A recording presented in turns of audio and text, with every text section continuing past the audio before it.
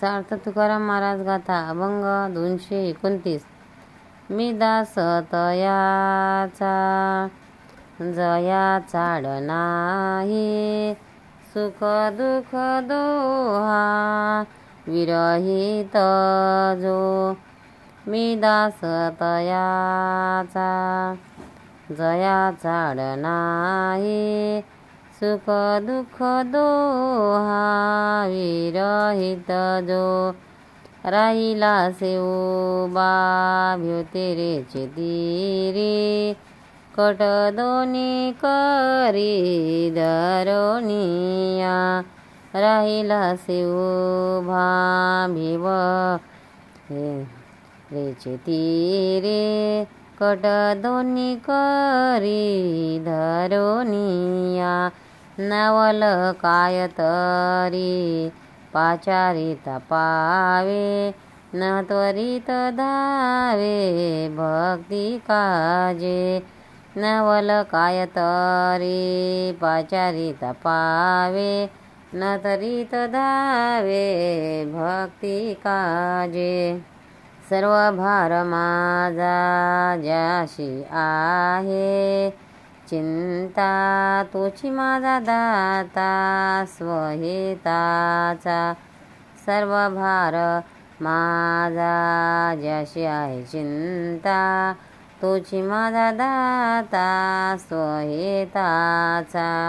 तुका म्हणे त्यास गाई नामे गीते, आणि कधेची ते न धरी काही.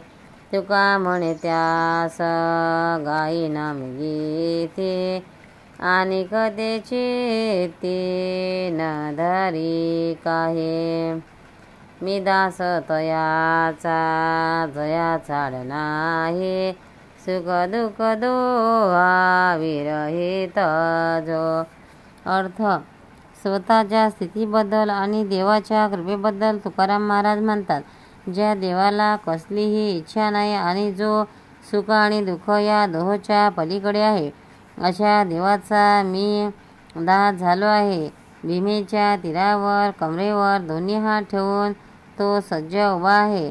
त्या देवाला हाक मारल्याबरोबर भक्तीचे कार्य करण्याकरता तो इतक्या त्वरेने येतो की नवलच वाटते. माझ्या योगक्षेमाची त्याला चिंता आहे, आणि माझ्या हिताचे जे असेल ते करणार तोच आहे. मी माझ्या गीतामध्ये सुरेल आवाजाने त्याचेच गाणे गाईन, आणि त्याच्यापासून माझ्या चित्तात दुसरे काहीही येऊ देणार नाही. सार्थ तुकाराम महाराज गाथा अभंग 230. यासी कोणी म्हणे निंदेची उत्तरे, नागवला खरे तोची एक. याशी कोणी म्हणे निंदेची उत्तरे, नागवला खरे तोची एक. आळवाट जाता लावी नीट सोयी, धर्मनीती तेही ऐसी आहे. आळवाट जाते लावी नीट सोयी, धर्मनीती तेही ऐसी आहे. नाही का सुखे करावे तांडना, पाप व नाही पुण्य ऐसे फार. नाही का सुखे करावे तांडना, पाप नाही पुण्य ऐसे फार. जन्म व्याधी फार चुकतील दुःखे, खडावा हा सुखे मान त्याचा. जन्म व्याधी फार चुकत खडावा हा सुखे मान त्याचा.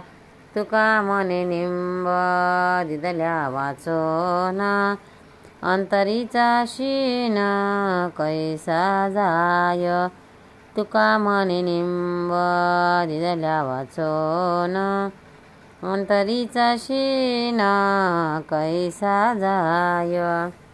अर्थ: दुर्जनाच्या शासन केल्या वाचून चालणार नाही. हा मुद्दा सांगताना महाराज म्हणतात, माझे पुढील भाषण ऐकून कोणाला जर ही निंदा वाटेल तर तो नक्की फसेल. कोणी आडमार्गाला जात असला तर त्याला नीट मार्गाला लावणे हीच खरी धर्मनीती आहे. कोणाला चांगल्या नीतीची गोष्ट सांगितली असता जर त्याने ती ऐकली नाही तर त्याला खरपूस मार द्यावा. असे करण्यात पाप नाही तर उलट अधिकच पुण्य आहे. असे केले म्हणजे जन्मरूपी व्याधी आणि इतर अनेक दुःखे यातून त्याची सुटका होईल. म्हणून त्याची मानखंडना सुखाने करावी. कडुलिंबासारखे कडू औषध दिल्याशिवाय अंगातील ताप कसा जाईल? दुर्जनाला शिक्षा केल्याशिवाय तो कसा सुधरेल? सार्थ तुकाराम महाराज गाथा अभंग 231. निवडे जेवण सटवीच्या घासे, होय त्याच्या ऐसे सकळही. निवडे जेवण शेवटीच्या घासे, होय त्याच्या ऐसे सकळही. ना पाहिजे झाला बुद्धीचा पालट, केली खटापट जाय वाया. ना पाहिजे झाला बुद्धीचा पालट, केली खटापट जाय वाया. संपादिले व्हावे धरिले ते संग, विटंबना व्यंग पडिलिया. संपादिले व्हावे धरिले ते संग, विटंबना व्यंग पडिलिया. तुका म्हणे वर्म नेनता जोरांदी, पाववी ते बुद्धी अवकडा. तुका म्हणे वर्म नेनता जोरांदी, पाववी ते बुद्धी अवकडा. निवडे जेवण सटवीच्या घासे, होय त्याच्या ऐसे सकळही.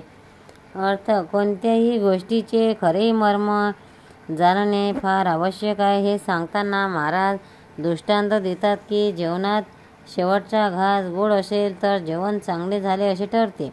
असाच सर्व कार्यक्रमाचा प्रकार जाणावा. आपली सद्बुद्धी केव्हाही पालटू देऊ नये, कारण तसे केल्यास सर्व खटपट व्यर्थ जाईल.